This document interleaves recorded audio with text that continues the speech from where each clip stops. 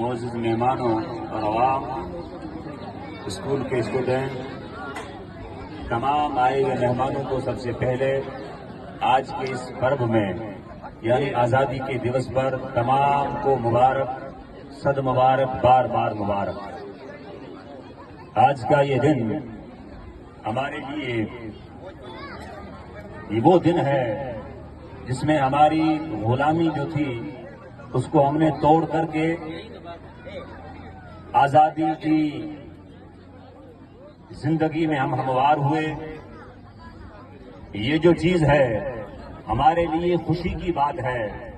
نہ صرف ہماری خوشی بلکہ ہندوستان کی ہر انسان،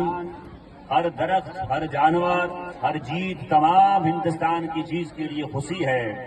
ہم ایک ایسی سامراج کے قبضے میں چلے گئے تھے، 100 سال تک ہم نے اپنی جد و جہد کیا، اپنا خون بہایا، اور ایک ایک خون کے قطرے کی ہماری وہ قیمت جو ہے اس کو مرائیگا نہیں جانے دیں گے۔ آج ہم جو یہ بیٹھے ہیں صرف یہ کارکرم بیٹھنے سننے کے لیے نہیں بلکہ وہ خوشی لے کر کے ہم بیٹھے ہیں۔ وہ عظمت اور وہ برکت جو اس دن کی ہمارے لیے ہے وطن کے لیے، اس کو یاد کر کے ہم بیٹھے تو بہتر ہو کہ ہماری یہ خوشی جو ہے عام خوشی کے لیے جو ہمارے خواب ہیں اس کو اور بلند کر کے ہم بیٹھیں تو ہمارا یہ بیٹھنا کارگر ہے۔ ہم صرف یہ تعلیم صرف کارکرم میں یا اس ساتھی کا جو کارکرم جو چلا تھا اس میں یا جو ہمارا بار بار یہ صافہ پہنا کر کے ہم جو کریں یہ صافہ نہیں بلکہ ہم وہ متحد اور وہ ایک ایسی ایکتا دکھائے کہ ان جوانوں نے جو دکھائی تھی۔ ہم یہ 500 یا 1000 روپے دے کر کے ہم نے آپ نے اپنے سر کو بلند کر کے دیکھے ہم نے یہ کام کر دیا، ارے یہ تمہارا معمولی کام ہے، یہ چند چیزیں یا چند ٹکے دینا اسکول میں یہ کوئی بڑی بات نہیں ہے۔ ان آزاد دلانے والے ان مجاہدوں نے اپنے ایک ایک خون کے قطرے کو دیش کے لیے اور ہمارے لیے پایا تھا کہ آنے والی نسلیں وہ غلامی میں نہ رہیں بلکہ وہ اپنا سر بلند کر کے چلیں کہ دنیا بھی دیکھے کہ ہندوستان ایک ایسا دیش ہے جو ایک ہو کر کے ایک مشت ہو کر کے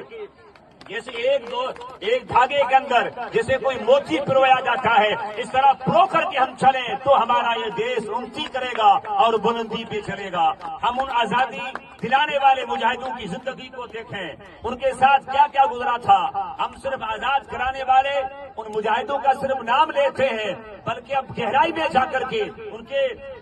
زندگی کے پورے ماحول کو دیکھ کر کے پھر سوچیں کہ انہوں نے کیا کیا تھا کہ سب کچھ لٹا دیا تھا، نہ انہوں نے گھر کو دیکھا تھا، نہ اپنے اولاد کو دیکھا تھا، نہ اپنی آن کو دیکھا تھا، نہ اپنی شان کو دیکھا تھا، بس یہ توجہ اور یہ ان کا سمجھو بھروسہ تھا کہ سب کچھ کرنا ہے وہ کر گزریں گے لیکن دیش کو آزاد کروائیں گے۔ انگریز ایک رائٹر لکھتا ہے، ہنری کونٹن لکھتا ہے، میں ایک محل پہ بیٹھا ہوا یہ ہندوستان کے اندر دلی کے اندر دیکھ رہا تھا، 2 محل کی منزل میں بیٹھ کر کے میں نے ایک ایسے نظارے کو دیکھا جو میں قلم لے کر کے لکھنے پہ بیٹھ جاؤں تو میری قلم ہاتھ سے چھوٹ جائے۔ حالانکہ انگریز رائٹر ہے، وہ لکھتا ہے کہ مسلمانوں اور ہندوستان کے ہندوؤں کو سوروں کی کھالوں کے اندر لپیٹ کر کے آگ کے حوالے کر دیا جاتا تھا، اس سے نکلتا ہوا دھواں، وہ بدبودار وہ منظر جو میں نے دیکھا، انگریز تھا وہ کہتا تھا اور لکھ کے گیا ہے کہ وہ جو سما تھا وہ میرے ماتھوں کی آنکھوں سے میں نے دیکھا، میرے زمین پاؤں تلے نکل گئی کہ یہ سزا ملتی ہے،